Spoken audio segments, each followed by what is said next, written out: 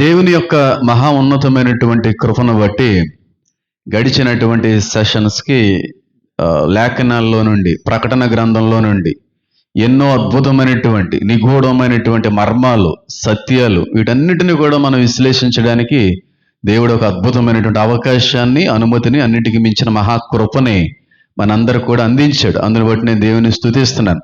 అయితే ఈ రోజు మొదలు 2 నెలల పాటు రాకడ సంబంధ సిద్ధపాటు ధ్యానాలు చేయబోతా ఉన్నారు. ర్యాప్చర్ స్టడీ అని ఇంగ్లీష్లో పిలుస్తాను, లేదంటే సెకండ్ కమింగ్ బైబిల్ స్టడీ అని కూడా మీరు అనుకోండి. తెలుగులో మాట్లాడాలంటే మాత్రం రాకడ సిద్ధపాటు ధ్యానాలు అనేటువంటివి తప్పనిసరి అనేటువంటి మాట దేవుని నుంచి పొందుకున్నాం గనుక ఆలస్యం అనేటువంటిది అంత మాత్రము కూడా చేయకుండా వీటి మీద పరిశీలించాలనేటువంటి ఆలోచనలోకి నేను రావడం అయితే జరిగింది. కాబట్టి వీలైనంత త్వరగా దేవుని యొక్క రాకడకి సిద్ధపడగలిగేటువంటి స్థితిలో మనం ఉండాలి అనేటువంటి ఒక ఏకైక ఆలోచనతోనే తప్ప మరొక ఉద్దేశం అయితే నాకు లేనే లేదు. అయితే ఈ ప్రకటన గ్రంథ ధ్యానాలు అనేటువంటివి 2025 సంవత్సరం నుంచి కూడా మనం ప్రారంభించాం. ఈ ధ్యానాలను బట్టి మీరెంత బలపడ్డారో, నేనెంత బలపడ్డానో కంటే కూడా మనకి తెలియనటువంటి ఎంతోమంది వాక్యాలను బట్టి బలపడ్డాము అనేటువంటి మెసేజెస్ వాళ్ళు పంపిస్తున్నప్పుడు నేను దేవుణ్ణి స్తుతించకుండా అయితే ఉండలేకపోతున్నాను. అంటే ఇతర సంఘస్థులు కూడా చాలా అద్భుతమైన రీతిలో వాళ్ళు కట్టబడుతున్నారు, అక్కడ వరకు సంతోషమే. కానీ కొన్ని పర్సనల్ కమెంట్స్ ఇవన్నీ పంపిస్తున్నప్పుడు మరింత ఆనందించాను. ఎందుకంటే మేము అన్య కుటుంబాలకు సంబంధించిన వాళ్ళు అండి, మేము ఇలా ముస్లిం కుటుంబానికి సంబంధించిన వాళ్ళు అండి, లేదంటే మేము ఇలా హైందవ కుటుంబీకులు అండి, కానీ మీ వాక్యాన్ని విన్న దగ్గర నుంచి కూడా దేవుని మీద ఒక ప్రత్యేకమైనటువంటి ఒక ఆలోచన అనేది ఏర్పడిందండి, ప్రత్యేకమైనటువంటి శ్రద్ధ అనేటువంటిది కలిగిందండి, చాలా ఆత్మీయంగా మేము కట్టబడుతున్నామండి, ఇలాంటి ఎన్నో విషయాలు వారు తెలియపరుస్తున్నప్పుడు నేను దేవుణ్ణి ఎంతగానో స్తుతించడానికి అవకాశం ఇచ్చేనట్టుగా నాకు అనిపించింది. కాబట్టి చాలా మంది బలపడుతున్నారు, చాలా మంది ఆత్మీయంగా ఎదుగుతున్నారు, దేవుని యొక్క రాకడికి కూడా చక్కగా సిద్ధపడుతున్నారు. నేను ఏదైతే అనుకున్నానో అదే విధంగా దేవుడు అనేక మంది జీవితాలను మారుస్తున్నందుకొరకే నా ఆశ తీర్చబడుతుందని అయితే నేనైతే కోరుకుంటున్నాను. అయితే నేను ఎంత ప్రయాసపడుతున్నాను కదా, 2019 సంవత్సరం నుంచి కూడా నేను సేవలోకి ప్రారంభించబడినటువంటి వచ్చినటువంటి దినాల నుంచి కూడా ఈ రోజు వరకు నేను చెప్పేటువంటి ప్రాముఖ్యమైనటువంటి ప్రత్యేకమైనటువంటి ప్రామాణికమైనటువంటి బాధ ఏదన్నా ఉందంటే రాకడ రాకడ రాకడ. ఇంకా మిగతా విషయాల గురించి మాట్లాడలేదంటే కాదు, అన్ని ధ్యానించాం. పరిశుద్ధాత్మ గురించి మనం ధ్యానించినట్టుగా ఎవరు ధ్యానించండ్రేమో, ఆత్మ ఫలాలు ధ్యానించేసాం, ఆత్మ వరాలు ధ్యానించేసాం, దేవునికి ఉన్నటువంటి హీబ్రూ గ్రీకు పేర్లతో ఎప్పుడెప్పుడు పిలువబడ్డాడు అవన్నీ ధ్యానించేసాం. బైబిల్కి సంబంధించినటువంటి క్యారెక్టర్స్, ఆ జీవితాలు, మనుషుల యొక్క క్యారెక్టర్స్ అన్ని ధ్యానించి ఇంచుమించుగా చాలా వరకు. కాబట్టి ప్రకటన గ్రంథానికి వెళ్ళాలనే ఆలోచనతో 2025లో మళ్ళీ మొదలు పెట్టాము. అద్భుతమైన రీతిలో సంవత్సరం అంతా పూర్తి చేసుకుని మరో 2వ సంవత్సరంలో కూడా వెళ్ళాం.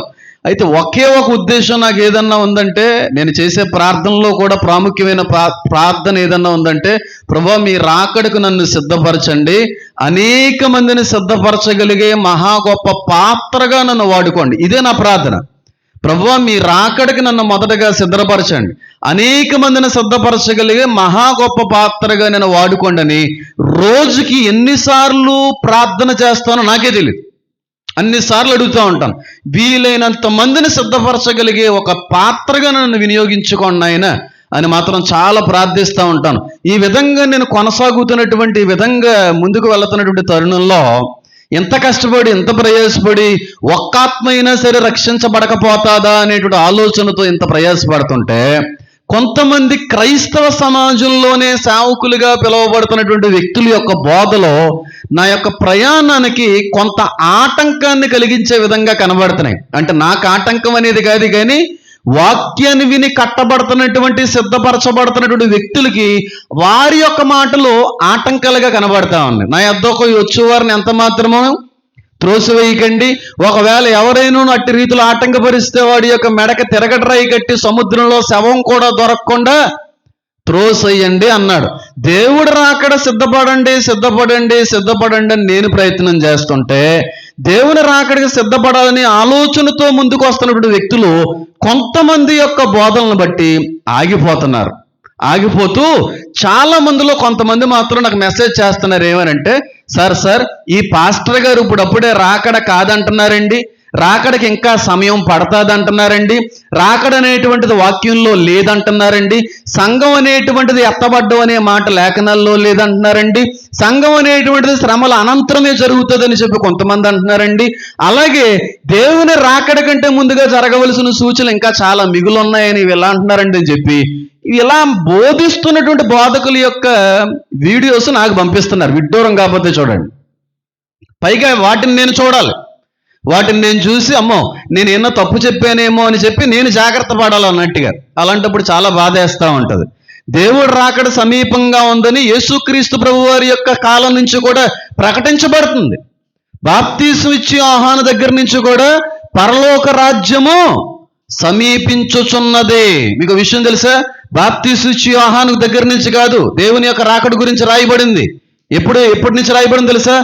ఆదాము కాలం నుండి కూడా వేవేల పరిశుద్ధులతో ఆయన రాబోతున్నాడు అనే దేవుని రాకడ గురించినటువంటి మాట ఆదాము కాలం నుంచి కూడా రాయబడింది, ప్రవచించబడతా ఉంది.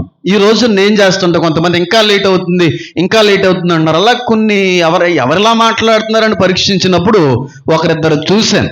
వాళ్ళు అంటారు కదా, అసలు రాకడ ముందు సంఘం ఎత్తబడదు అంటారు కొంతమంది, శ్రమల తర్వాత సంఘం ఎత్తబడుతుంది అంటారు కొంతమంది. కానీ వాక్యం ఏం చెప్తుంది అనేది మనం పరిశీలించాలి. అసలు దేవుడు ఏం చెప్తున్నాడు రాకడ కోసం అనేది పరిశీలించాలి. ధర్మశాస్త్రంలో రాకడ గురించినటువంటి మాటలు ఏ విధంగా రాయబడ్డాయి అనేది పరిశీలించాలి. శ్రమలకు ముందు సంఘం ఎత్తబడుతుందా, శ్రమల తర్వాత సంఘం ఎత్తబడుతుందా, అసలు రాకడ అనేటువంటిది ఏదన్నా ఉందా? ఇదంతా కూడా లేఖనాల్లో మనం గమనించగలిగితే ఖచ్చితంగా దొరికేస్తుంది. కొంతమంది అంటూ ఉంటారు అసలు త్రిత్వాన్నే నమ్మకూడదు మనం, ఎందుకంటే బైబిల్లో ఎక్కడ కూడా త్రిత్వం గురించి రాయబడలేదు కదా, ట్రినిటీ అనే పదం రాయబడలేదు కదా అంటారు. రాయబడలేదన్నంత మాత్రాన వాళ్ళు లేరనా? అలాగైతే సంఘం ఎత్తబడుట అనే ర్యాప్చర్ పదం కూడా బైబిల్లో రాయబడలేదు, అలాగని చెప్పి జరగదనా? ఒకవేళ అదే నిజమైతే దొంగ వలే వచ్చుచున్నాను అనే మాట ఎందుకు రాయబడింది అక్కడ? జాగరూకుడివై నువ్వు మెలకు కలిగి మారు మనసు పొందాలని ఎందుకు రాయబడింది? నేను దొంగ వలే వస్తాను ఎందుకు రాయబడింది? కాబట్టి నేను అంటాను, ఎవరైతే నిస్సందేహంగా నిస్సంకోచంగా చెప్తున్నాను, ఎవరు ఫీల్ అయినా పర్లేదు, ఇప్పుడప్పుడే దేవుడు రాకడ జరగదు, ఇంకా చాలా సూచనలు నెరవేరాలి అని ఎవరన్నా అంటున్నా, ఎవరైనా సంఘం అనేటువంటిది శ్రమల కంటే ముందుగా ఎత్తబడదు అనే బోధలు ఎవరన్నా చేస్తున్నా వారికి వీలైనంత దూరంగా ఉండడానికి ప్రయత్నం చేయండి. ఎందుకంటే మీ ఆత్మను నశించిపోవడానికి కూడా అపవాది కొన్ని గురుకులు అనేటువంటి నాటి వెళ్ళాడు అనేటువంటి విషయం కూడా లేఖనాల్లో రాయబడింది. కాబట్టి ప్రతి బోధ కూడా దైవ బోధ కాదు, ప్రతి ఒక్కడు కూడా బోధకుడు కాదు.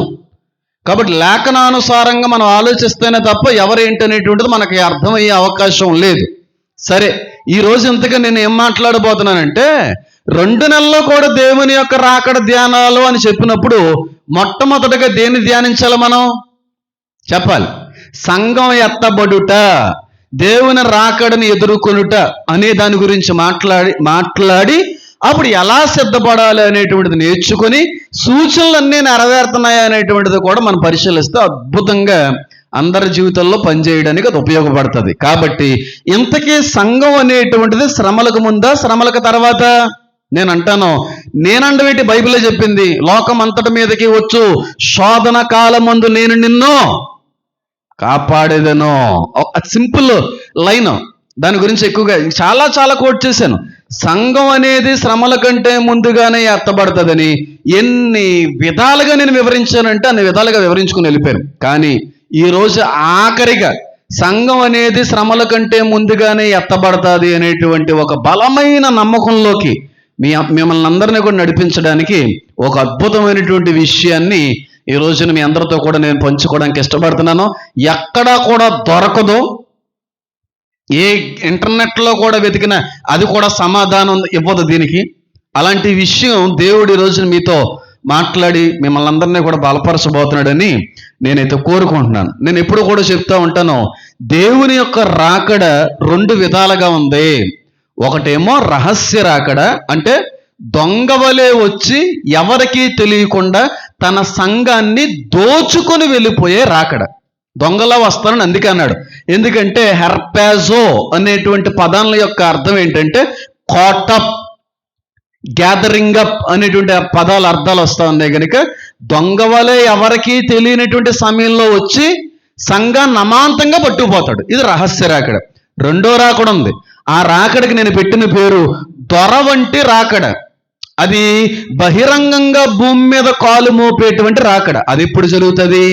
అర్మగెద్దోన్ అనేటువంటి యుద్ధం జరిగేటువంటి కాలంలో జరిగేటువంటి రాకడది. అంటే బహిరంగంగా వేవేల పరిశుద్ధులతో భూలోకానికి వచ్చేటువంటి ఒక అద్భుతమైనటువంటి రాకడ. ఇది ప్రకటన గ్రంథం 19వ అధ్యాయంలో మనకు కనబడుతుంది. అయితే దాన్ని ఒకసారి ధ్యానిద్దాం. ఒకసారి ఆ లైన్ టచ్ చేసి మనం ముందుకు వెళ్ళే ప్రయత్నం చేద్దాం. చూడండి, ప్రకటన గ్రంథము 19వ అధ్యాయము 14వ వచనం. పరలోకమందున్న సేనలు శుభ్రమైన తెల్లని నారబట్టలు ధరించుకుని తెల్లని గుర్రములెక్కి ఆయన వెంబడించుచుండిరి. జనములను కొట్టుటకే నోట నుండి వాడిగల ఖడ్గం బయలువెడలుచున్నది. ఆయన దండముతో వారిని ఏలును. ఆయనే సర్వాధికారియగు దేవుని తీక్షణమైన ఉగ్రతను మద్యపు తొట్టి త్రొక్కును. రాజులకు రాజును ప్రభువులకు ప్రభువును అనునామమైన వస్త్రం మీదనో తొడ మీదనో రాయబడి ఉన్నది. ఇది బహిరంగ రాకడ. ఇది బహిరంగ రాకడ. అంటే స్వయంగా సంఘాన్ని వెంట పెట్టుకుని భూలోకానికి వచ్చి రాజ్యం చేసేటువంటి రోజు, భూలోకం మీద రాజ్య పరిపాలన చేయడానికి వచ్చేటువంటి రోజు దొర వంటి రాకడ. దొంగలా రావక్కర్లేదు, డైరెక్ట్గానే అందరూ ప్రతి నేత్రం ఆయన చూస్తుంది. వారు రొమ్ములు బాదుకుంటారు, గుండెలు బాదుకొని ఏడుస్తారు. ఈయన మేము సిలివేసింది, ఈయన మేము ద్వేషించింది, విసర్జించింది, విమర్శించింది అని చెప్పి ఏడుస్తారు. అది బహిరంగ రాకడ. ఇప్పుడు మనం ఏ రాకడ సిద్ధపడాలి? ఏ రాకడ సిద్ధపడాలి? మనం రహస్య రాకడికి సిద్ధపడాలా, బహిరంగ రాకడికి సిద్ధపడాలా? రహస్య రాకడికి సిద్ధపడాలి. కానీ చాలా మంది బోధలు ఎలా ఉన్నాయో తెలుసా? బహిరంగ రాకడికి సిద్ధపరుస్తున్నారు. అంటే దాని అర్థం ఏంటనుకుంటున్నారు? శ్రమల్లో మనం ఉంటామనే ఆలోచన. శ్రమల్లో సంఘం ఉండదో, ఉండనివ్వడో. అద్భుతమైన 2 ఆధారాలు ఆఖరిగా నేను చూపించి ముందుకు వెళ్ళే ప్రయత్నం అయితే చేస్తాను. కాబట్టి దొంగ వలె వచ్చే రాకడే రహస్య రాకడ. ఇప్పుడు వాక్యం చెప్తున్నానా? ఈ వాక్యం చెప్తున్నప్పుడు ఆయన వచ్చాడు అనుకోండి, ఉన్నపాటుగా కనురేప పాటుల్లో నేను మాయమైపోతాను. నా వస్త్రములన్నీ కూడా కిందకి దిగజారిపోతాయి, కింద రాలిపోతాయి. మనిషిని మాత్రం కనబడను. ఏర్పాటులో ఉండి మారు మనసు పొంది రక్షించబడిన వాళ్ళు ఇక్కడ ఎవరన్నా ఉంటే వాళ్ళందరూ మాయమవుతారు. ఎవరైతే ఏర్పాట్లు లేకుండా క్రీస్తుని ఇంకా నమ్మకుండా క్రీస్తుకు దూరంగా బ్రతుకుతూ మారు మనసు లేకుండా జీవిస్తారో వారందరూ ఇక్కడ విడవబడతారు. వాళ్ళల్లో పాస్టర్లు కూడా విడవబడతారు. ఎందుకనంటే అందరు క్రిస్టియన్స్ మాయమైపోయారు అనుకోండి, అప్పుడు మిగిలి విడవబడిన వారందరికీ దీని మీద నమ్మకం వచ్చేస్తుంది. ఆ మాయమైపోయిన వాళ్ళు క్రిస్టియన్స్ కూడా ఉన్నారు అనుకోండి, అప్పుడు డౌట్ వస్తుందా? అది చాలాసార్లు చెప్పాను ఈ మాట. కాబట్టి సంఘం అనేటువంటిది ఎత్తబడే తరుణంలో బాప్తీసం పొందుకున్న వాళ్ళందరూ ఎత్తబడరండి. ఎవరైతే బుద్ధి లేనటువంటి కన్యకల వంటి జీవితం కలిగి ఉన్నారో, ఎవరైతే అంత అయిపోయిన తర్వాత తలుపు కొడుతున్నారో వాళ్ళందరూ విడవబడే వాళ్ళే, పిలువబడిన వారు. అప్పుడు యాంటీక్రైస్ట్ ప్రపంచం అంతటిని కూడా మోసం చేయడానికి ఒక మంచి అవకాశం దొరుకుతుంది. అన్ని చోట్ల వెతికిన క్రైస్తవులే కనబడట్లేదంటే మిగిలిన వాళ్ళందరికీ దీని మీద నమ్మకం వచ్చేస్తుంది. అప్పుడు యాంటీక్రైస్ట్ యొక్క ఆలోచన నెరవేరే అవకాశం ఉండదు. లేదండి, చాలా మంది క్రైస్తువులు కూడా విడబడ్డారు. ఇదేదో మనకి తెలియని శక్తి ఏదో చేసిన పనండి, ఇది ఏదో భయంకరమైనటువంటి పరిస్థితి ఏదో నెలకొందని ఒక ఆలోచనలోకి వస్తారు. అదంతా కూడా యాంటీక్రైస్ట్ దేని మీద పెడతారంటే ఏలియన్స్ మీద పెడతాడు. ఏలియన్స్ మీద పెడతాడు. అగో మొన్న కనబడ్డాయి కదా, మనకు చూపించే కదా, ఉన్నాయనేటువంటి న్యూస్లు ప్రపంచవ్యాప్తంగా వచ్చాయి కదా, అవే వచ్చి వీళ్ళందరినీ కూడా దోచుకుని వెళ్ళిపోయాయి. అందుకని నేను చెప్తున్నాను, రాకడకు ముందు నెరవేరవలసిన అద్భుతమైన సూచన ఏదన్నా ఉందంటే ఆకాశమునందు మీరు సూచనలు చూస్తారు. ఏలియన్స్ ఉన్నాయనేటువంటి వార్త ఎప్పుడైతే ప్రభుత్వ అధికారులు ప్రపంచవ్యాప్తంగా ఆధారాలతో పాటుగా బయటికి విడుదల చేస్తారో ఆ ఒక్క కారణాన్ని బట్టి మనకు అర్థమైపోతుంది చాలా సమీపంగా ఉన్నది దేవుని యొక్క రాకడని. ఆ ఒక్కటే ఇంకా జరగలేదు, జరుగుతుంది. కొన్ని రోజుల వ్యవధిలో, అది కూడా నెరవేరేటువంటి రోజులు సమీపంగా ఉన్నాయి. అది జరిగి ప్రపంచవ్యాప్తంగా ఉన్నటువంటి అంతమంది కూడా, అధికారులందరూ కూడా, ప్రెసిడెంట్ అందరూ కూడా ఆధారాలతో పాటుగా ఉన్నాయి అనేటువంటి మాటను ఎప్పుడైతే విడుదల చేస్తారో మీకు అర్థం కావాలి. సంఘం వెళ్ళిపోయిన తర్వాత మోసగించడానికి ఉపయోగించేటువంటి అదంతా కూడా ఏర్పాటైంది అనే ఆలోచనలోకి మీరు రావాలి. కాబట్టి మనం అందరం కూడా రహస్య రాకడికి సిద్ధపడాలి. ఈ సమయంలోనే రావచ్చు, రాత్రికి రావచ్చు, తెల్లవారుజామున రావచ్చు, ఉదయం రావచ్చు, మాట్లాడుతుండగా రావచ్చు, స్నానం చేస్తుండగా రావచ్చు, టిఫిన్ చేస్తుండగా రావచ్చు, నువ్వు జాబ్ చేస్తుండగా కూడా రావచ్చు. అందుకే కదా అన్నాడు ఆయన. అవునా, అన్నాడా లేదా? ఇద్దరు మంచం మీద పడుకుంటే ఒకడు ఎత్తబడతాడు, ఒకడు విడవబడతారు. ఇద్దరు తిరగలు విసురుతుంటే ఒకళ్ళు ఎత్తబడతారు, ఒకళ్ళు విడవబడతారు. ఇద్దరు పొలంలో పని చేసుకుంటుంటే ఒకళ్ళు ఎత్తబడతారు, ఒకళ్ళు విడవబడతారు. ఇదేమన్నా శ్రమల తర్వాత జరిగేదా? శ్రమల తర్వాత సంఘం అనేటువంటిది ఎత్తబడ్డం ఉంటే అసలు పనులు చేసుకోవడానికి అక్కడ అసలు ఏదన్నా ఫుడ్డే దొరకదు కదా. శ్రమకాలంలో భయంకరమైన కరువులు కదా. అప్పుడు తిరగలెవరు విసురుతారు? పొలంలో పనులు ఎవరు చేసుకుంటారు? జ్ఞానం ఉండి మాట్లాడాలా. వాక్యం ఏం చెప్తుంది? మీరు కొండల తట్టు పారిపోతారని ఉంది. పడుకునే అవకాశం కూడా ఉండదు. గురుకుల యొక్క బోధ అది. జాగ్రత్తగా ఉండాలి సంఘం. శ్రమల్లో పొలం పనులు చేసుకోవడానికి ఏముందండి? ఆ ముద్రల్లో, ఆ బోరల్లో, ఆ పాత్రలకే సమసృష్టిలో ఉన్నటువంటి ఆహార సౌకర్యాలన్నీ కోల్పోతాం. కాబట్టి సంఘం శ్రమల కంటే ముందుగా ఎత్తబడుతుంది. ఈ విషయాన్ని మీరు అందరూ కూడా నోట్ చేసుకోవాలి. అయితే ఈ సంఘం ఎత్తబడేటువంటి కార్యక్రమం ఒకటే, దేవుని రాకడలు మాత్రం రెండు. ఏంటి అంటే, రహస్యంగా వచ్చే రాకడలో ఆ మధ్యాకాశం వరకు వచ్చి సంఘాన్ని దోచుకుని వెళ్ళిపోతాడు. భూమి మీద అడుగు పెట్టడం, మధ్యాకాశం వరకే వస్తాడు. ఆయనతో వెంట పెట్టుకున్నటువంటి మన పితరులు ఉన్నారు చూడండి, ప్రభువునందు నిద్రించిన వాళ్ళు, తాతయ్య గారు, అమ్మమ్మ గారు, పాస్టర్లు, ఏసన్న గారు, ఇలాంటి చాలామంది పెద్ద పెద్ద పాస్టర్లు ఉన్నారు కదా. దేవదాసయ్య గారు కావచ్చు, బిల్లి గ్రహం గారు కావచ్చు, ఇలాంటి పెద్ద పెద్ద పాస్టర్లు, పెద్ద పెద్ద సంఘాలు, పూర్వ క్రైస్తవ సంఘం అంతా కూడా ఆయనతో వస్తుంది. మధ్యాకాశంకి వచ్చి ఆగుతాడు. ఆయనతో వచ్చిన ఆత్మలన్నిటినీ కూడా సెలవిస్తాడు. మీరు ఎక్కడైతే పాతి పెట్టబడ్డారో, ఎక్కడైతే మీరు సమాధి చేయబడ్డారో అక్కడికి వెళ్ళి నూతన శరీరాల్ని ధరించండి అని ఆ ఆత్మలు పంపిస్తాడు. ఆ సమాధి చేయబడినటువంటి ఆ ప్రదేశాలకు ఆత్మలు వచ్చి కొత్త శరీరాన్ని పొందుకొని అవి మళ్ళీ క్రీస్తుని చేరుకునే లోపు బ్రతుకున్న మనం అందరం కూడా మరణించకుండానే మహిమ శరీరాల వలె వాళ్ళతో కలిసి క్రీస్తుని ఎదుర్కొంటాం. అదే పౌలు గారు చెప్పింది. కనురెప్ప పాటున ఇదంతా ఎంత టైంలో జరుగుతుంది? 1 అంతే. 1 అన్నాను చూడండి, ఆ టైంలో జరిగిపోతుంది ఇదంతా. అంటే ఆకాశ మధ్యంలోకి యేసు రావడం, అక్కడి నుంచి ముందుగా నిద్రించిన ఆత్మల సమాధుల్లోకి రావడం, అక్కడ కొత్త శరీరాన్ని దాల్చుకోవడం, వారితో పాటుగా బ్రతుకున్న మనం అందరం కూడా మహిమ శరీరాలుగా మారి కలిసి క్రీస్తుని ఎదుర్కోవడం అనే కార్యక్రమం అంతా కూడా 1 అనే లోపు జరిగిపోద్ది. అంటే కనురెప్ప ఇలా మూసి తెరిసేలోపు అయిపోద్ది. అంత సమయం పట్టదు, అరక్షణంలో జరిగిపోద్ది ఇదంతా కూడా, సంఘం ఎత్తబడ్డం అనేది. ఇప్పుడు దానికి మనం సిద్ధపడాలి. కాబట్టి ఒకటేమో మధ్యాకాశం వరకు వచ్చి వెళ్ళిపోతాడు మళ్ళీ. రెండో రాకడేమో డైరెక్ట్గా భూమి మీద రాజ్యం చేయడానికి వచ్చే రాకడ. కాబట్టి ఇది ఎంతవరకు కరెక్ట్ అండి అంటే 100% కరెక్ట్ అండి.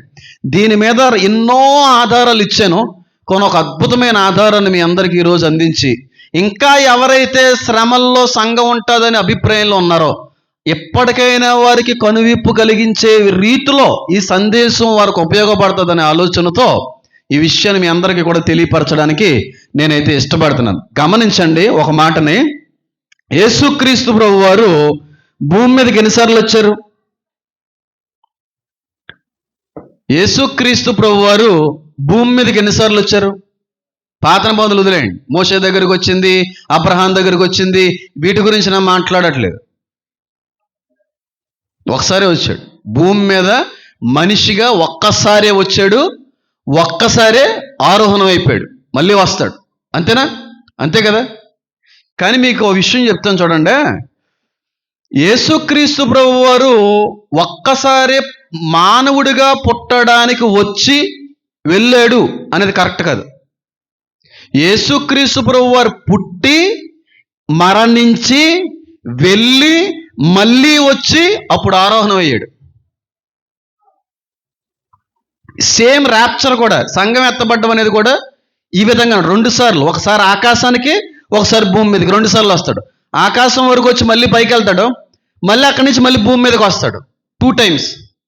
కానీ చాలా మంది అనుకుంటారు యేసయ్య ఒకే ఒక్కసారి మానవుడిగా భూమి మీద పుట్టడానికి ఇష్టపడ్డాడు, ఒకే ఒక్కసారి పరలోకం నుంచి వచ్చాడు, పుట్టాడు, మళ్ళీ వెళ్ళిపోయాడని. కాదు, ఆయన పుట్టి మళ్ళీ ఆరోహణం అయ్యే లోపు ఒకసారి వెళ్ళి మళ్ళీ వచ్చాడు ఆయన కిందకి.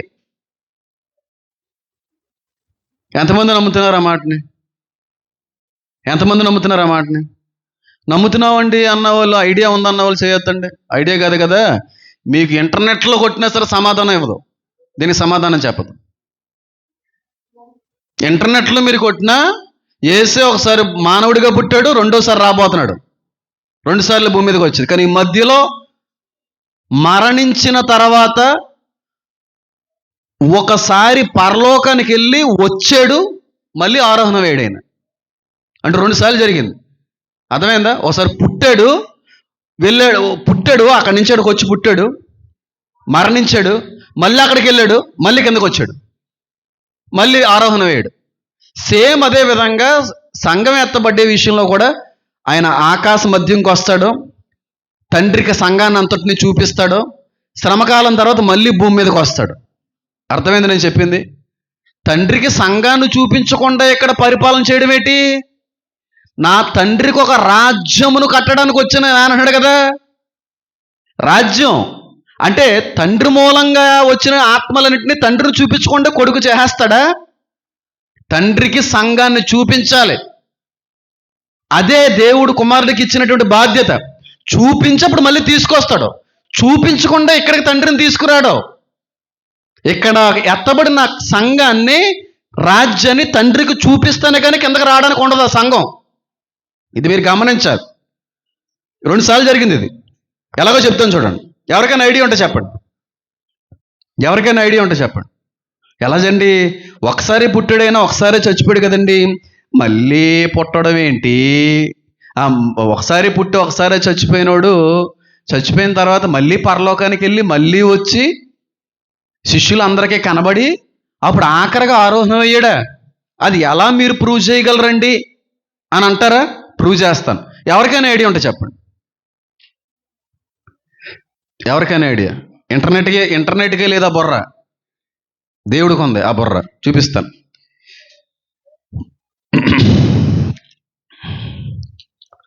అయితే ఒకసారి యోహాను సువార్త జస్ట్ నేను ఇంకా క్లియర్గా చెప్తాను చూడండి. ఒకసారి నేను చెప్పేస్తాను చూడండి. యేసుక్రీస్తు ప్రభువారు మానవుడిగా పుట్టాడు, సిలువ వేయబడ్డారు, చనిపోయారు, అంతే కదా. చనిపోయిన తర్వాత శిష్యులందరికీ కనబడి ఆరోహణం అవ్వడం కూడా చూపించారు. ఇది మనందరికీ తెలిసిన విషయం. పుట్టడం, చనిపోవడం, వెళ్ళిపోవడం. కానీ పుట్టడం మళ్ళీ ఆరోహణం అవ్వడానికి మధ్యలో ఒకసారి తండ్రి దగ్గరికి వెళ్ళి మళ్ళీ వచ్చాడు ఆయన. చెప్పండి, మీరు ఏది బొర్రుతున్నారు? చెప్పండి, ఎక్కడంటారు? ఏంటంటారు అది? ఎలా చెప్తున్నారు మీరు? ఐడియా ఉంటే చెప్పండి. నేనేమి అనట్లేదు. అది దాని మీద మాకు ఐడియా ఉందన్న వాళ్ళు చెప్పండి. ఆయన పుట్టి మరణించి ఆరోహణమయ్యాడు, ఇది అందరి విశ్వాసం. నేనంటాను ఆయన పుట్టి మరణించి ఆరోహణమయ్యే మధ్య సమయంలో ఒకసారి తండ్రి దగ్గరికి వెళ్ళి హాజరయ్యి మళ్ళీ కిందకు వచ్చాడు ఆయన. ఇది జరిగిన తర్వాత ఆరోహణం జరిగింది. పరిశుద్ధాత్మ అంటే ఆరోహణం తర్వాత అండి. ఆరోహణం అయ్యేటప్పుడు అంటాడు ఆయన, నేను వెళ్ళి మీకు ఒక ఆధారకర్తను పంపుతున్నాను అనేది ఆరోహణానికి జరిగే సమయంలో అన్నమాట. కానీ ఈ మధ్యలో వచ్చి వెళ్తాడు ఆయన. రుజువుపరుస్తాను చూడండి. యోహాను సువార్త 20వ అధ్యాయం.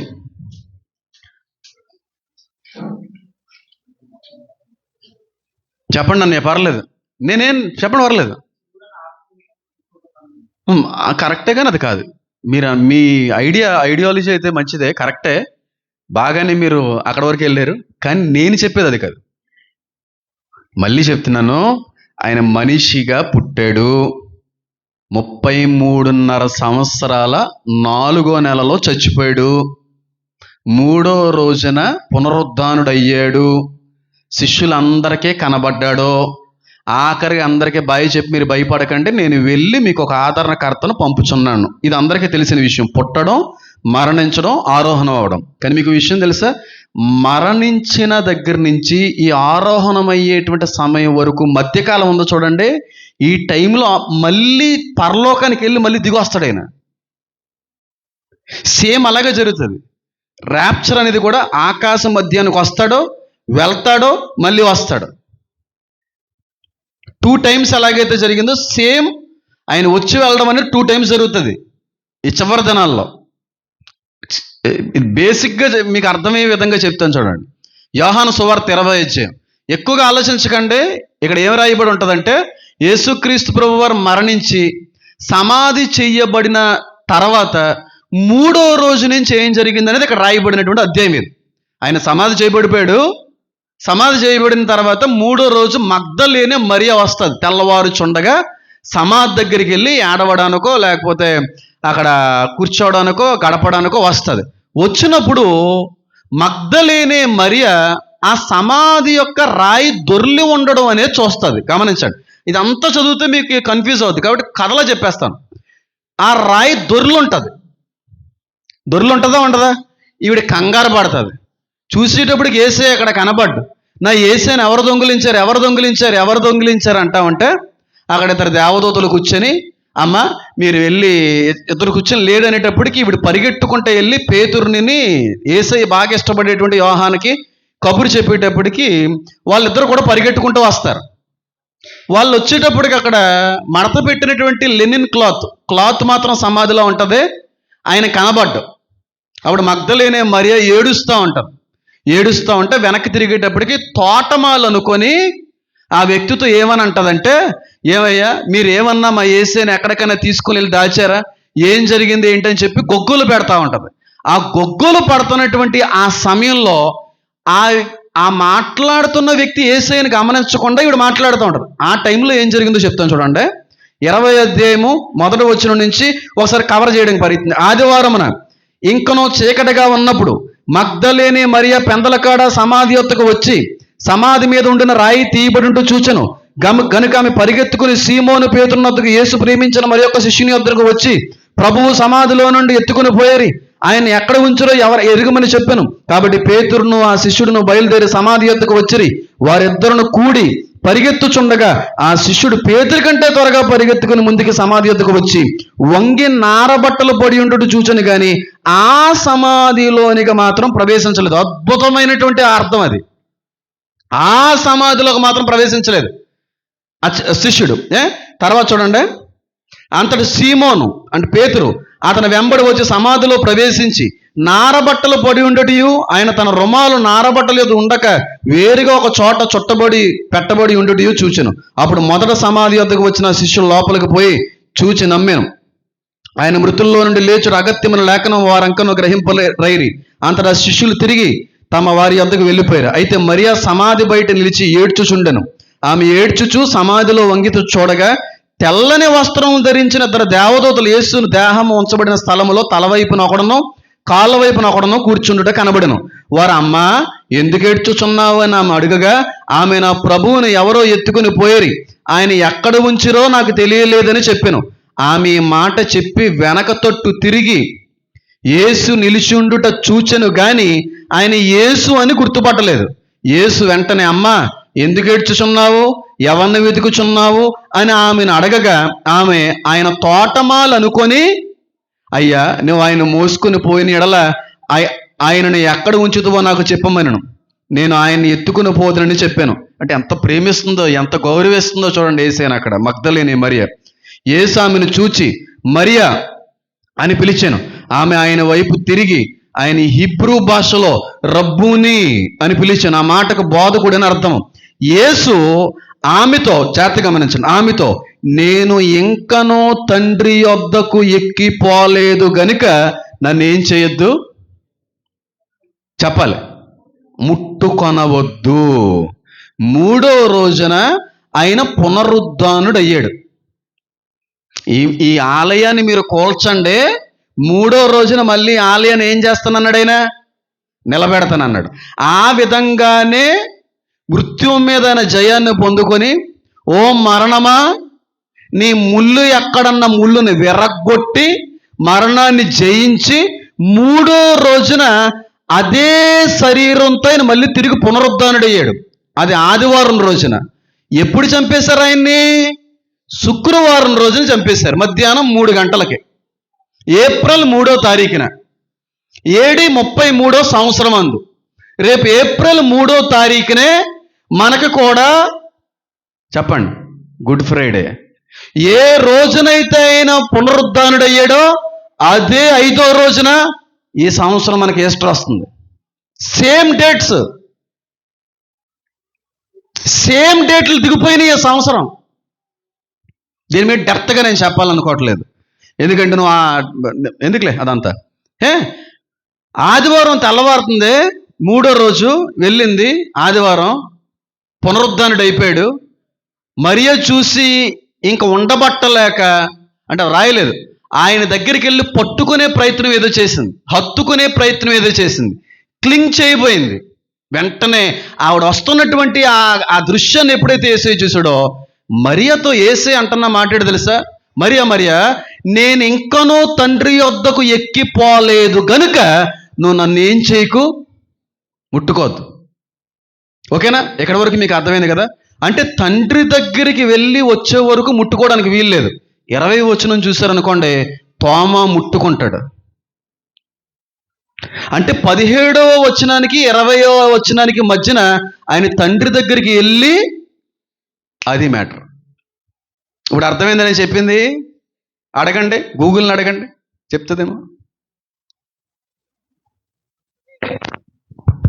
17వ వచనం దగ్గరికి నుండి 20వ వచనం వరకు ఉన్నటువంటి ఆ సమయంలో యేసయ్య తండ్రి దగ్గరికి వెళ్ళి వచ్చాడు. ఈ మెసేజ్ నేను ఈస్టర్కి చెప్తాను, అద్భుతంగా ఉంటుంది. ఇప్పుడు చెప్పచ్చు, లాంగ్ అవుతుంది. అది కూడా ఆధారం ఉంది, ఆధారం లేకుండా ఏదో మాట్లాడండి కదా. అర్థమైంది ఇప్పుడు? అంటే ఆయన పునరుద్ధానుడు అయిన తర్వాత పరలోకానికి వెళ్ళాడు, మళ్ళీ వచ్చాడు, మళ్ళీ వెళ్ళాడు. చూడండి 20వ వచనం నేను చదువుతున్నాను. ఆయన అలాగూ చెప్పి వారికి తన చేతులను, 19వ వచనం నుంచి చదువుతున్నాను. ఆదివారం సాయంకాలమున శిష్యులు యూదులకు భయపడి తాము కూడి ఉన్న ఇంటి తలుపులు మూసుకొని ఉండగా యేసు వచ్చి మధ్యను నిలిచి, మీకు సమాధానము కలుగునుగాక అని వారితో చెప్పాను. ఆయన అలాగు చెప్పి వారికి తన చేతులను ప్రక్కను చూపగా శిష్యులు ప్రభువును చూచి సంతోషించిరి. అంటే గాయపడిన శరీరంతోనే ఆయన కనబడుతున్నాడు. చూడండి, పరలోకంలో కూడా వధింపబడినటువంటి గొర్రె పిల్లని మనం కూడా అదే శరీరంతో చూస్తామా? 100%. ఆయన చేతుల మీద గాయాలు ఉంటాయి, ఆయన కాళ్ళకు గాయం ఉంటుంది, ఆయన పక్కలో బల్లుపు గాయం ఉంటుంది. ఆ గాయాలతోనే క్రీస్తుని మనం చూస్తాం. ఎంత అద్భుతంగా ఉంటుందంటే అంత అద్భుతం. అది ఊహించుకుంటేనే ఎంత ఆత్మలో ఆనందం అంటే అంత ఆత్మలో ఆనందం అండి. అది ఫీల్ అవుతేనే కానీ అర్థం అవుతుంది చెప్పేదానికంటే కూడా. చూడండి, సంతోషించారు. అప్పుడు యేసు మరలా మీకు సమాధానము కలుగునుగాక. ఎన్నిసార్లు చెప్పాడు ఆయన? రెండోసారి మళ్ళీ సమాధానం కలుగునుగాక అంటున్నాడు. ఇదంతా స్పెషల్గా నేను ఎప్పుడన్నా వివరిస్తాను. చూడండి, కలుగునుగాక. తండ్రి నన్ను పంపిన ప్రకారము నేనును మిమ్మల్ని పంపుచున్నానని వారితో చెప్పాను. ఆయన ఈ మాట చెప్పి వారి మీద ఊది పరిశుద్ధాత్మను కాదు 19వ వచనం, కలుగునుగాకని వారితో చెప్పాను. ఆయన అలాగు చెప్పి వారు తన చేతులను ప్రక్కన చూపగా శిష్యులు ప్రభువును చూచి సంతోషించారు. అప్పుడు యేసు మరలా మీకు సమాధానం కలుగునుగాక అని చెప్పిరి. అయితే పరిశుద్ధాత్మది అయిపోయింది. 24వ వచనం, యేసు వచ్చినప్పుడు 12 మందిలో ఒకడైన దిదుమ అనబడిన తోమ వారితో లేకపోయాను గనుక తక్కిన శిష్యులు మేము ప్రభువును చూచితమని అతనితో చెప్పగా అతడు, నేను ఆయన చేతులలో మేకులు గుర్తును చూచి నా వ్రేళ్ళ మేకులు గుర్తులో పెట్టి నా చెయ్యి ఆయన ప్రక్కలో ఉంచితేనే గాని నమ్మనని వారితో చెప్పాను. 8 దినములైన తర్వాత లోపల ఉన్నప్పుడు తోమ వారితో కూడా ఉండెను. తలుపులు మూయబడి ఉండగా యేసు వచ్చి మధ్యలో నిలిచి మీకు సమాధానం కలుగును గాక అని మూడోసారి మళ్ళీ చెప్పాడు. తర్వాత తోమా చూచి, నీ వ్రేలు ఇటు చాచి నా చేతులు చూడుము, నీ చెయ్యి చాచి నా ప్రక్కలో ఉంచి అవిశ్వాసివి కాక విశ్వాసివి ఉండమనను. అందుకు తోమా ఆయనతో, నా ప్రభువా నా దేవా అనెను. యేసు, నీవు నన్ను చూచి నమ్మితు, చూడక నమ్మిన వారు ధన్యులని అతనితో చెప్పాను. అంటే మగ్దలేనే మరియా చూసినటువంటి సమయం నుంచి తోమా గారు ఈ యేసుక్రీస్తు ప్రభువు వారిని ప్రక్కలో వేలు పెట్టి చూసేంత వరకు కూడా ఎంత డిఫరెన్స్ కనబడుతుంది?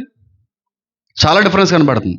నా దేవా నా ప్రభువా అనేది చెన్నై పట్టణంలో తోమా గారు పరిచయం చేశారు కనుక కేరళలో కూడా పరిచయం చేశారు కదా.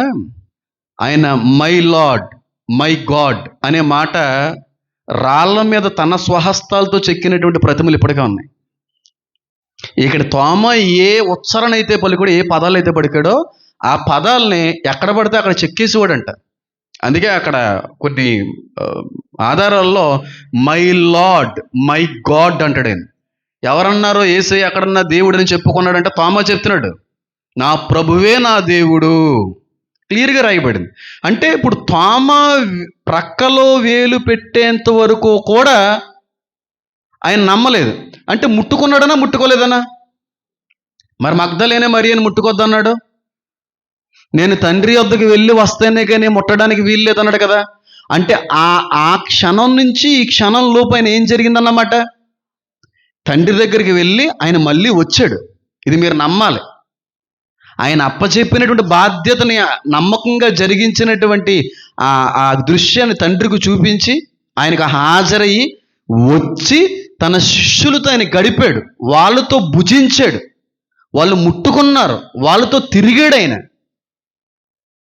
కాబట్టి ఆరోహణానికి మరణానికి మధ్యన ఆయన ఒకసారి పరలోకానికి వెళ్ళొచ్చాడు. ఇది ఈస్టర్లో చెప్తాను, ఇది క్లియర్గా మీకు ఆధారాలతో పాటుగా అర్థమైందా? కాబట్టి 2 సార్లు వచ్చి వెళ్ళాడు ఆయన. ఒకసారి పుట్టి వెళ్ళి వచ్చి వెళ్ళాడు. 2 సార్లు జరిగిందా? సంఘం ఎత్తబడేటువంటి సెకండ్ కమింగ్ అనేది కూడా 2 సార్లు జరుగుతుంది. ఆకాశ మధ్యానికి వచ్చి వెళ్తాడు, మళ్ళీ వస్తాడు. సంఘాన్ని తండ్రికి చూపించకుండా, ఈ ఆత్మల్ని అక్కడ పరిశుద్ధ లోకానికి పరిచయం చేయకుండా, ఈ ఆత్మలు అక్కడ హాజరు కానివ్వకుండా డైరెక్ట్గా ఎక్కడే పరిపాలన చేస్తాడు అనుకుంటున్నారా మీరు? తండ్రికి చూపించాలి తన రాజ్యాన్ని. ఫస్ట్ ఆత్మలు తండ్రిని చేరాలి, అక్కడ తండ్రిని దగ్గర హాజరవ్వాలి, అప్పుడు తీసుకొస్తాడు మళ్ళీ. కాబట్టి దీన్ని బట్టి కూడా చాలామందికి కనువిప్పు కలుగుతుంది. ఎలాగైతే యేసుక్రీస్తు ప్రభు వారు 2 సార్లు వచ్చి వెళ్ళాడో, సెకండ్ కమింగ్లో కూడా 2 సార్లు వచ్చి వెళ్తాడు. ఎంతమందికి అర్థమైంది నేను చెప్పింది? దీని మీద ఇంకా ఇన్డెప్త్ చేయొచ్చు, లాంగ్ అవుతుంది. ఎందుకంటే నేను చెప్పాలనుకున్నది ఇది కాదు, మీకు అర్థం అవడానికి చెప్తున్నాను. మీరు నమ్ముతున్నారు, బయట చాలామంది నమ్మట్లేదు. సంఘం శ్రమల్లో ఉందంటే కుదరదు అంటున్నారు. 2 సార్లు రావడం ఏంటంటారు వాళ్ళు. ఒకసారి వస్తాడు, ఒకసారి వెళ్తాడో అని మాట్లాడుతూ ఉంటారు. అంటే ఒకసారి వచ్చి ఒకసారి వెళ్తే ఆయన వచ్చేసి వీళ్ళందరినీ అక్కడ ఆకాశ మధ్యలో కలుసుకొని మళ్ళీ భూమి మీద దిగిపోతాడు అనమాట. మరి తండ్రి దగ్గరికి ఎప్పుడు తీసుకెళ్తాడు? ఒకవేళ అదే నిజమైతే 19వ అధ్యాయంలో వేవేల పరిశుద్ధుల సమూహం ఈయన వెంట వస్తున్నారు అని రాయబడింది కదా. మరి వాళ్ళు ఎవరు? ఒకవేళ వాళ్ళన్నదే కరెక్ట్ అయితే, ఇప్పుడు ఆకాశం మధ్యలోకి వచ్చి అయిపోయిన తర్వాత సంఘం అంతా లాస్ట్లో యేసుని ఎదుర్కొని అక్కడి నుంచి మళ్ళీ కిందకు వస్తుందా? మరి తండ్రికి ఎప్పుడు చూపిస్తారు? మరి 19వ అధ్యాయంలో ఉన్నట్టుగా ఆయన వెంట వచ్చేటువంటి వ్యక్తులు ఎవరు చూడండి. 14వ వచనం 19వ అధ్యాయం. పరలోకమందున సేనలు శుభ్రమైన తెల్లని నారబట్టలు ధరించుకొని ఏమెక్కిరల్లో? తెల్లని గుర్రములెక్కి. తెల్లని గుర్రాలు ఎక్కి. ఒకవేళ వాళ్ళు దేవదూతలు అయితే గుర్రాలతో పనేం లేదు. దేవదూతలు గుర్రాలతో పనేముంది? అవి కేరేబులు కనుక వాటి రెక్కలు ఉంటాయి. వాళ్ళు మనుషులు, కిరీటములు ధరించినటువంటి రాజులు. అందుకే రాజులకు రాజును ప్రభువులకు ప్రభువును అనే మాట రాయబడింది. అర్థమవుతుందా నేను చెప్పింది లేదా? అందరికీ అర్థమవుతుందా? కాబట్టి వాళ్ళందరూ కూడా మనమే. ఇక్కడ 19వ అధ్యాయం 13-14 వచనాల్లో రాయబడిన వారు ఉన్నారు చూడండి. వాళ్ళు ఎవరు అనుకుంటున్నారు? మనమే. రాబోయే కాలంలో వచ్చే మన గురించి ఇక్కడ రాయబడింది. ఆ వేవేల పరిశుద్ధులు మనమే ఉండబోతున్నాం. ఆ గుర్రాలు ఎక్కొచ్చేది మనమే. ఎంత ధన్యులే ఉన్నాం ఒకసారి ఆలోచించండి. ఆయన్ని నమ్మడం అనేది, ఆయన తెలుసుకోవడం అనేది. అయితే ఆయన దగ్గర ఆయనే మనల్ని ఏర్పరచుకున్నాడు అనుకోండి, ఏర్పాట్లు ఉన్న వాళ్ళందరూ గురించి. కాబట్టి ఈ డైరెక్ట్గా వేవేల పరిశుద్ధులు కిరీటాలు పెట్టుకుని గుర్రాల మీద భూమి మీదకి వచ్చే దానికంటే ముందుగా సంఘం ఎత్తబడాలి. తండ్రి దగ్గర ఆ సంఘం హాజరవ్వాలి. ఈ ఆత్మలన్నీ కూడా ఉన్నతమైనటువంటి పరిశుద్ధ లోకంలో, పరిశుద్ధ దేవుని మధ్యన అవన్నీ కూడా శుద్ధీకరించబడి మళ్ళీ ప్రత్యేకమైనటువంటి శరీరాలు ధరించి మళ్ళీ కిందకు వస్తాయి. అది సంఘం ఎత్తబడిన తర్వాత జరిగేది. ఓకేనా? ఇక్కడతో మీ అందరికీ క్లారిఫై అయింది. ఇప్పుడు ఆ నారబట్టలు ధరించుకొని గుర్రాల మీద వచ్చే కిరీట రాజులు ఉన్నారు చూడండి. వాళ్ళు ఎవరో తెలుసా? ఎవరో చెప్పమంటారా? అంటే రాజులు కూడా ఉంటారండి నూతన యెరూషలేములో. ఒకడే కదండి రాజు, కాదండి. నేను ఎప్పుడు చెప్తా ఉంటాను, కొంతమందికి దేవుడు కిరీటాలు పెడతాడు. వారి భక్తిని బట్టి, వారి ఆత్మీయ జీవితాన్ని బట్టి, వారి క్రియలను బట్టి, ఆత్మీయ ఎదుగుదలను బట్టి, ఒక్కొక్క రకాలైనటువంటి ఫలాలను బట్టి దేవుడు కిరీటాలు ఇస్తాడని కూడా చెప్పాను నేను. దాని గురించి కూడా నేను డిస్కస్ చేస్తాను. కిరీటాలు ఎవరికి పెడతారు? పనుడికి పెడతారా, రాజులకి పెడతారా? కిరీటాలు రాజులకు ఉంటాయా, పనులకు ఉంటాయా? కదా. ఆ రాజులు ఎవరో తెలుసా? దేవుని యొక్క రాజ్య విస్తరణ కొరకు ఎవరైతే నమ్మకంగా పనిచేశారో, దేవుని యొక్క రాజ్యము కట్టబడడం కొరకై ఎవరైతే నిస్వార్థంగా, నిస్సంకోచంగా ప్రాణములను సైతం తెగించి దేవుని రాజ్యాన్ని కట్టడానికి నమ్మకంగా ఎవరైతే దేవుని సేవలో పనిచేశారో, అంత నమ్మకంగా, అంత యథార్థంగా కేవలం దేవుని యొక్క రాజ్య నిర్మాణం కోసం మాత్రమే ప్రయాసపడిన వారందరినీ కూడా దేవుడు రాజులుగా నిలబెట్టబోతా ఉన్నాడు. ఆ రాజుల్లో సేవకులు ఉండొచ్చు, సేవకులు ఉన్నారు, సువార్థికులు ఉన్నారు. దేవుని రాజ్యము కొరకు ఎవరైతే ప్రయాసపడ్డారో, ఎవరైతే కష్టపడ్డారో వాళ్ళందరూ రాజులే. ఎందుకంటే మనం ఇక్కడికి వచ్చి పాలిస్తామని ఉంది. 1000 ఏండ్ల పరిపాలన తర్వాత కూడా పాలన ఉందని చెప్పాను కదా. పాలన లేకపోతే మళ్ళీ ఆ శరీరం ఎందుకు? కొత్తగా శరీరాలు దేవుడు ఇవ్వలేడా? ఆ దుమ్ములు ఎందుకు మళ్ళీని కావాలి? మళ్ళీ భూలోకానికి రాబోతున్నాం కనుక భూ సంబంధమైనటువంటివి కూడా మహిమగా మార్చుకోవడానికి దేవుడు వాటిని యూటిలైజ్ చేసుకున్నాడు. అర్థమవుతుందని చెప్పింది. ఎవరైతే దేవుని యొక్క రాజ్య నిర్మాణం కోసం కష్టపడతారో, ఎవరైతే దేవుని యొక్క రాజ్య విస్తరణ కొరకు ప్రయాసపడతారో, దేవుని యొక్క రాజ్యమైనటువంటి సంఘం కొరకు ఎవరైతే అపరిమితమైన రీతిలో ప్రయాసపడతారో వాళ్ళందరికీ దేవుడు రాజభోగం ఇవ్వబోతున్నాడు. వాళ్ళందరూ రాజులు అవుతారు. నేను అంటాను, మ్యాక్సిమం ఇది పాస్టర్లకు సంబంధించింది. దేవుడిచ్చిన రాజ్యాన్ని కాపాడే వాళ్ళు ఎవరు? సేవకులు. మీకు చెప్పబడిన ఆత్మలకే లెక్క చెప్పవలసిన వారే. వాళ్ళందరినీ ఎవరైతే మంచి పరిపాలన అందిస్తారో, సుభిక్షమైనటువంటి రీతిలో ఏ సేవకులైతే సంఘాన్ని, లోకాల్లో కనబడేటువంటి విశ్వాసుల్ని బాగా పాలిస్తారో, మంచి ఆహారాన్ని పెడతారో, నిస్వార్థమైనటువంటి పాలన జరిగిస్తారో, నమ్మకంగా దేవుని యొక్క రాజ్య విస్తరణ కొరకు సేవ జరిగిస్తారో వాళ్ళందరికీ రాజభోగం ఇస్తాడు దేవుడు. వాళ్ళందరూ రాజులుగా ఉంటారు దేవుని యొక్క రాజ్యంలో. దేవుడి ప్రజలై మీరందరూ ఉంటారు. అర్థమవుతుందని చెప్పింది. దేవుని రాజ్యం మీరందరూ, అందులో రాజ్య పరిపాలకులు ఉంటారు, రాజు ఇంకొకరు ఉంటారు. అందుకే అంటే నేనేదో హైప్ క్రియేట్ మాట్లాడలే, కానీ సేవ దగ్గరికి వచ్చేటప్పటికి ఎవరైనా చాలా నమ్మకంగా పనిచేయాలండి, నిస్వార్థంగా పనిచేయాలి, ఏమి ఆశించకుండా పనిచేయాలి. జీతం ఇచ్చేవాడు ఆయన, పనివాడి జీతానికి పాత్రుడు. అది కూడా సంఘానికి బోధించాడు దేవుడు. కూర్చెడు ఎద్దుకి మూతికి ఏం పెట్టద్దు, చక్కగా పోషించబడాలి పాస్టర్ గారు, దేవుడు పెట్టినటువంటిదే. కానీ మాకు జీతం ఇచ్చేది ఆయన ద్వారాగా మీరు మాకు జీతం ఇస్తూ ఉంటారు, ఆయన ద్వారాగా మీరు మమ్మల్ని పోషిస్తూ ఉంటారు సేవకులకి. కాబట్టి డిపెండ్ అవ్వాల్సింది సేవకుడు దేవుడి మీదే, దేవుడి మీద డిపెండ్ అవ్వాలి. ఎవ్వరు ఏమీ ఆశించకుండా వీలైన ఆత్మలు దేవుని రాజ్యంలో కట్టాలి, దేవుని యొక్క రాజ్య విస్తరణ కొరకు విపరీతమైన రీతిలో ప్రయాసపడాలి. ప్రాణం పోయినా పర్లేదు కానీ రాజ్యాన్ని కాపాడాలి అని ఎవరైతే ప్రయాసపడతారో వారందరూ రాజులై వస్తారు. మళ్ళీని వారికి దేవుడు చాలా రకాలైన భాగాల భూమి మీద బాధ్యతలు ఇస్తాడు. ఎక్కడదో అయిపోదు సేవ అనేది. నమ్మకమైన వానికి దీవెనలు మెండుగా ప్రభువా ప్రభువా అని పిలుచు ప్రతి ఒక్కడు నా తండ్రి చిత్తాన్ని అనగా నా తండ్రి ఇష్టాన్ని జరిగించువాడు మాత్రమే. ఆత్మల పట్ల ఖచ్చితమైన నిజమైన భారం ఉన్నవాడికి దేవుడు ఖచ్చితంగా అద్భుతమైన స్థానాన్ని ఇస్తాడు.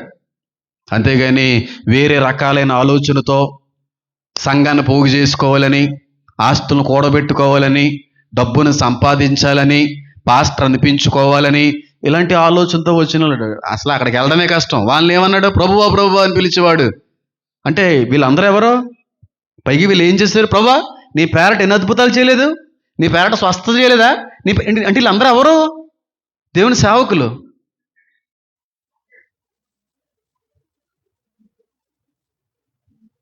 దేవుని సేవకులు. నమ్మకమైన వాళ్ళకి చోటు, లేకపోతే లేదు. అందుకే డబుల్ తీర్పు ఉంది అన్నాడు ఆయన. డబుల్ తీర్పు. అందుకే నన్ను వెంబడించుకోరువాడు నాకంటే ముందుగా నా సిలువ ఎత్తుకోమంటాడు ఆయన. అంటే సేవలోకి వచ్చేవాడు ప్రాణాలకి తెగించి నిలబడిన ఉద్దేశం కలిగి ఉండాలి. ఆ వ్యక్తికి ప్రాణతీపు ఉండకూడదు, ప్రాణభయం ఉండకూడదు. ఈరోజు నన్ను తీసేసుకోవాలనుకుంటున్నారంటే తీసేసుకోండి అని అనగలిగే ధైర్యం ఉండాలి. వాళ్ళే దేవుని యొక్క సేవకి నిజంగా ఉపయోగపడే వాళ్ళే అంటాను.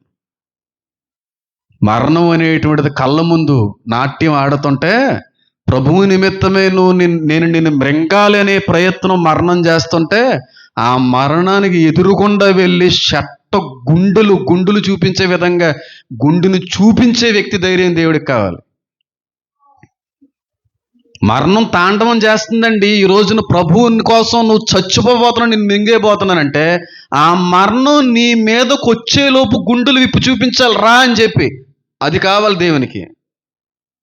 చచ్చిపోయేవాడు కావాలి దేవుని సేవకుడిగా. అదే కావాలి. వాళ్ళందరూ రాజులుగా మళ్ళీ భూలోకానికి వస్తారు. నిజమైన నమ్మకమైనటువంటి సుభిక్షమైనటువంటి పరిపాలన నాయకత్వం జరిగించిన ప్రతి సేవకుడికి దేవుడు మహా గొప్ప భాగ్యాన్ని ఇవ్వబోతున్నాడు. నాయకులు అన్నాడు కదా, బోధకులు, నాయకులు వీళ్ళందరూ ఉన్నాయి కదా బాధ్యతలో. నాయన ప్రభువా, ఒకవేళ నేను నమ్మకంగా కానీ పనిచేస్తే పెద్ద గుర్రం వద్దు, కనీసం చిన్న గుర్రం అన్నా నాకు ఇవ్వండి. ఇస్తాడు. ఎందుకేవాడు? మా హృదయాంతరంగా ఎరిగినాడైనా క్రియలను బట్టి కాదు కదా. నమ్ముతాను. కానీ అంటే ఎవరిని విమర్శించాలని, ఎవరిని తిట్టాలని, ఎవరిని తప్పు పట్టాలని ఆలోచన నాకు ఎప్పుడు ఉండదు అనుకోండి. కానీ ఈ రోజున సేవ బిజినెస్ అయిపోయింది, వ్యాపారం అయిపోయింది. ఇంటి ఈ మాట మాట్లాడితే అన్యుల మధ్యన మళ్ళీ అవమానంగానికి నేను మాట్లాడాలనుకోవట్లేదు. ఎంత పెద్ద లెక్క చెప్పాలంటే అంత పెద్ద లెక్క చెప్పాలి. ఈ రోజుకు 3 నెలలు అయింది ఫోన్పేలో కానుకేస్తానని, ఇప్పుడు వేయలేదు. ఫోన్పేలో కానుకేస్తాను సార్ అని 700 కిలోమీటర్ల వాక్యం చెప్పించుకోవడానికి పిలిచి ఫోన్పేలో వేస్తాను సార్ వెళ్ళిపోండి అంటే వచ్చేసాం. 3 నెలలు అయింది, ఇంకా ఫోన్పేలో వేయలేదు. 11,000 ఫ్యూయల్ కొట్టించుకొని వెళ్తే కనీసం దారిలో భోజనానికి ఖర్చైన ఆహారపు ఖర్చు కూడా ఇవ్వని వ్యక్తులు చాలామంది ఉన్నారు. ఎప్పుడు బాధపడలేదు, ఎప్పుడు ఫీల్ అవ్వలేదు. ఎందుకో తెలుసా? ఇక్కడ గుప్పులు విప్పడానికి కష్టపడితే అంతకు మించిన గుప్పులు వేరే విధంగా విప్పించాడు నా దేవుడు నా జీవితంలో. బోల్డ్ అనే విధాలుగా. నా వాక్యానికి 20,000 అవ్వచ్చు, నా వాక్యానికి 30,000 వెళ్ళొచ్చు, దానికి 100 రెట్లు ఉన్నపాటికి ఇచ్చిన రోజులు ఉన్నాయి. ఎందుకన్నా అప్పుడు నేను కొంచెం ఫీల్ అయ్యాను, ఎందుకంటే స్టార్టింగ్ డేస్ కాబట్టి. అప్పుడు దేవుడు ఏమన్నా తెలుసా? గుర్తుపెట్టుకు ఈ మాటని, నువ్వు ఎక్కడికైనా వెళ్ళు సువార్త ప్రకటించడానికి, కానీ వాళ్ళు ఇచ్చే కానుకకు ఆశపడి మాత్రం ఎప్పుడు వాళ్ళకి తెలుసా? ఏ ప్రభు అని కూడా అడగలేదు. అప్పుడు ఆయన అన్న మాట తెలుసా? జీతం నేనిస్తాను నీకు, జీతం నేను ఇస్తాను కాబట్టి వాళ్ళు ఇచ్చే దాని గురించి ఎప్పుడు ఆశపడకు. వాళ్ళు ఇవ్వాలన్నా సరే దేవుడు ప్రేరేపిస్తేనే కదండి. నేను చాలా బాధపడ్డానండి ఆ విషయంలో. చాలా నలిగాను నేను. ఏంటి ఇంత అమర్యాదగా ఉంటారా, ఇంత అగౌరవంగా ప్రవర్తిస్తారా, కనీస సావుకుని యొక్క ఆ ప్రయాస కూడా గుర్తించిన వాళ్ళు ఉంటారని చాలా బాధపడ్డాను నేను. బాధపడి ఇంటికి వచ్చేసిన తర్వాత ఆయన అన్న మాట ఏడు తెలుసా? ఎప్పుడు జీవితంలో మరి ఎప్పుడో కూడా ఏదో ఎవరో ఇస్తారని, ఎవరో నీకు కానుక చేతిన పెడతారని ఎప్పుడు కూడా ఫీల్ అవ్వకు, ఎప్పుడు ఆశపడకు. వాళ్ళు ఎంత ఇస్తా అంత తీసుకో, జీతం మాత్రం నేనేస్తాను. వాళ్ళు ఇచ్చే జీతం కాదు, నా జీతం వేరు.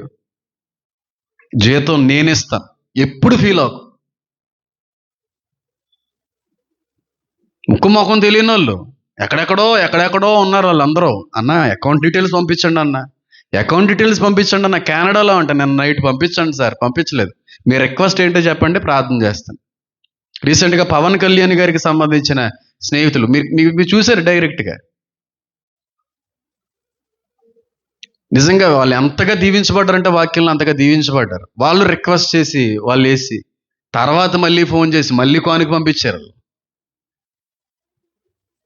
అది ఎవరు చేస్తే జరిగేది? అది దేవుడు ప్రేరేపిస్తే జరిగేది. యెహోవా ప్రేరణకు లోబడుడి. వాళ్ళు లోబడ్డారు అనుకోండి, వాళ్ళని ఎంతగా దీవిస్తాడు దేవుడు. మిమ్మల్నైనా దేవుడు ప్రేరేపిస్తూ ఉంటాడు. దేవుని నిమిత్తం దేవుని పేరట చెయ్యాలన్నప్పుడు ఆ ప్రేరణకు లోబడితే కలిగే ప్రతిఫలం ఎలా ఉంటుందో నేను వివరించలేనమ్మా. అలాగని చెప్పి కానుకల కోసం నేను ఎప్పుడు కూడా ప్రసంగాలు చేయను. ఆ అనుభవం ముందు నుంచే లేదు. కానీ దేవుడు ఒకటే అన్నాడు, నువ్వు ఎంతనా కష్టపడు, కానీ ఆ కష్టానికి సంబంధించిన ప్రతిఫలం మాత్రం ఎదుటి వ్యక్తి నుంచి ఆశించుకో. జీతం నేనేస్తాను. గుర్తుపెట్టుకే మాటని. ఆ రోజు మొదలు ఈ రోజు వరకు మళ్ళీ పొరపాటును కూడా ఆలోచించను. ఎవరెవరినో వాడుకుంటున్నాడు దేవుడు. ఎంత అద్భుతమైన రీతిలో దేవుడు కార్యాలు చేస్తున్నాడంటే ఆ విధమైన కార్యాలు చేస్తున్నారు. కానీ ప్రస్తుత పరిస్థితులు చూస్తుంటే ఇంకా అండంలో తప్పు లేదు, కానీ నెల పేరు పెట్టి అనకూడదు, కానీ వ్యాపారం కింద ఏరైంది. వ్యాపారం అయిపోయింది చాలా భయంకరమైన రీతిలో. తోమా గారి వెనకాల ఎంతమంది సెక్యూరిటీని పంపించాడు దేవుడు, ఎంతమంది సెక్యూరిటీ గార్డ్స్ని పంపించాడు. సెక్యూరిటీ గార్డ్స్ని, బాడీ గార్డ్స్ ఎంతమంది ఉన్నారు తోమ వెనకాల? పేతురు వెనకాల ఎంతమంది ఉన్నారు? మీరు ప్రాణానికి తెగించి మీరు ముందుకు రావాలంటే ఎవరన్నా ఏదన్నా చేస్తారేమో జాగ్రత్త పడుతున్నాం అంటున్నారు కొంతమంది. పేరైతే చెప్పను, కానీ మన ఫాలోవర్ ఖచ్చితంగా మెసేజ్ చూస్తారు. ఇజ్రాయెల్లో ఉంటారు. నేను ప్రసన్న గారి మీటింగ్కి వెళ్ళినప్పుడు ఆవిడ పిలిచి ప్రసన్న గారితో అంటున్నారు, ఏమండి మీ గురించి నేను విన్నాను, మీ బ్యాక్గ్రౌండ్ ఏంటో మీ ఇన్ఫ్లుయెన్స్ ఏంటో నాకు తెలుసు, కానీ అంత సాధారణంగా ఎలా ఉండగలుగుతున్నారండి? అసలు మీకుని మీ విధానానికి సంబంధం లేదండి. అలా ఉండాలండి. నాయకుడే ఉండాలనుకున్నవాడు ముందుగా పనోడు అవ్వాలంటున్నాడు ఆయన. ముందు పనోడు అవ్వాలి. చాలా నార్మల్గా వెళ్తాను, ఎక్కడ ఎగస్ట్రాలు చేయను, ఇక్కడ ఓవర్ యాక్షన్ చేయను, సింపుల్గా వెళ్తాను, వాక్యం అందించేస్తాను, వాళ్ళు పెట్టిన ఫుడ్ తింటాను. వాళ్ళు ఎవరో మీటింగ్కి వెళ్ళినప్పుడు మీరు ఈ మాంసం తింటారా, మరి ఈ కర్రీ తింటారా, ఎందుకు తిన్నా, పెట్టండి తింటాను. అలా కాదు సార్, పెట్టండి అమ్మా, మిమ్మల్ని బాధ పెట్టకూడదు, నేను తింటాను ఖచ్చితంగా. అది ఉండాలని దేవుడు కోరుకుంటున్నాడు. నాయకుడిగా ఉండాలని అనుకున్నవాడు మొట్టమొదటిగా నువ్వు పనోడుగా అవ్వాలి, పనోడు అవ్వాలి.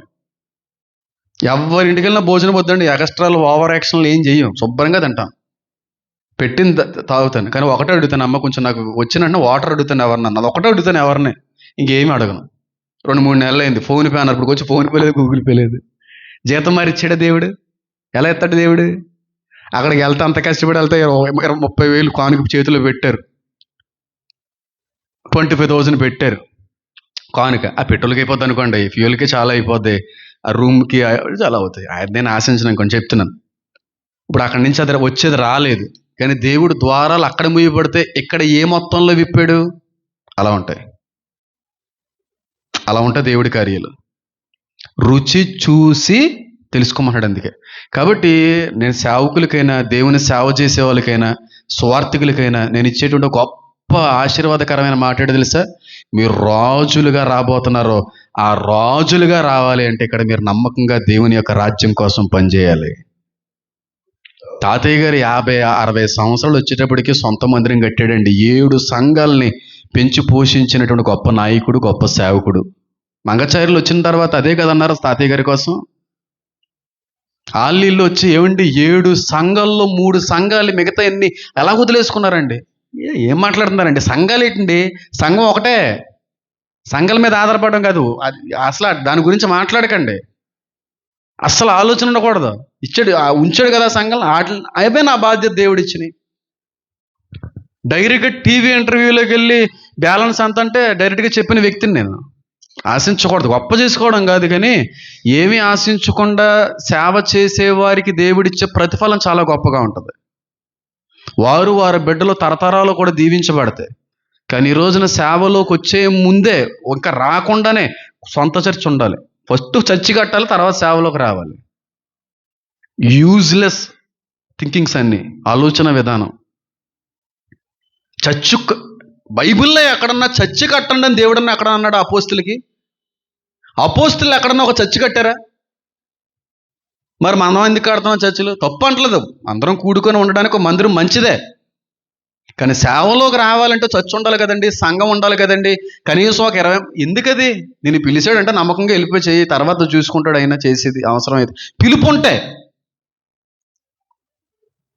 నేను అంటాను, సేవకుడి కంటే కూడా ముందుగా సువార్థికుడిగా పనిచేయండి. సేవకుడి కంటే కూడా గొప్ప ప్రతిఫలం సువార్థికుడికి ఇస్తాడు.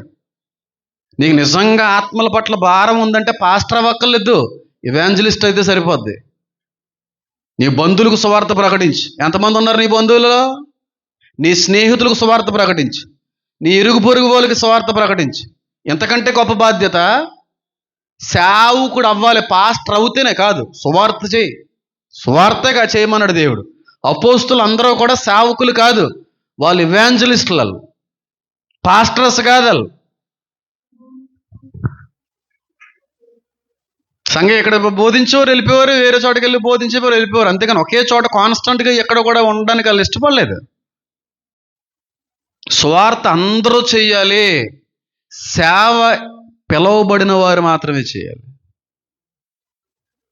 సేవకునికి పిలుపు ఉండాలి, సువార్త అందరూ చేయాలి.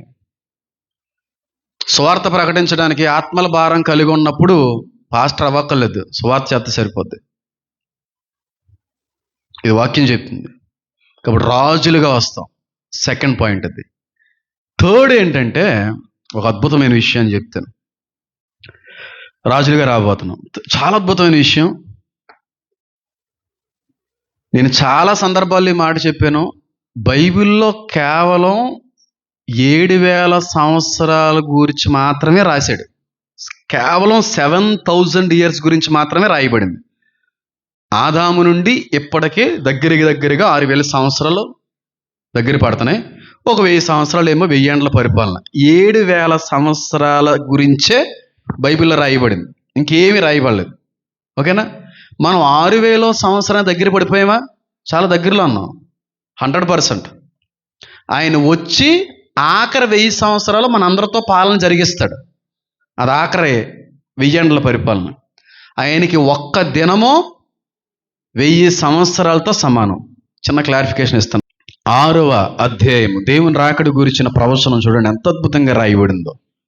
6వ అధ్యాయం. మనము యెహోవా యొద్దకు మరలుదము రండి, ఆయన మనల్ని చీల్చివేసెను, ఆయనే మనల్ని స్వస్థపరచును, ఆయనే మనల్ని కొట్టెను, ఆయనే మనల్ని బాగు చేయను. ఇప్పుడు చూడండి, 2 దినములైన తర్వాత ఆయన మనలను బ్రతికించును, మనం ఆయన సముఖమునందు బ్రతుకున్నట్లు 3వ దినమున ఆయన మనలను ఏం చేస్తాడో స్థిరపరుస్తాడు.